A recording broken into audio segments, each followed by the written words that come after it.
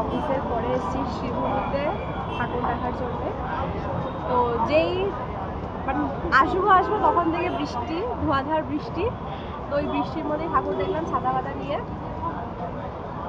চুলে ফোটাচ্ছিস আমার না তো।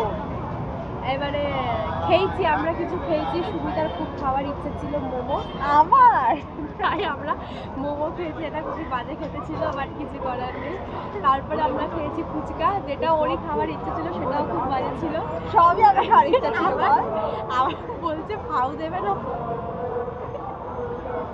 তারপরে আমরা খেয়েছি হচ্ছে এই আইসক্রিম খেয়েছি, ওই স্টিক কুলফি আইসক্রিম টাইপের, হ্যাঁ স্কুপ টাইপের যেটা দেয়, ওই আইসক্রিম খেয়েছি, যেটা হচ্ছে মানে ওই মোটামুটি অ্যাভারেজ ঠিকঠাকই ছিল। বর্নভিটা একটু ও চকলেট ফ্লেভার নিয়েছিল, যেটা একটু বর্নভিটা টাইপের খেতে। আমারটা মোটামুটি ভ্যানিলা নিয়েছিলাম আমি।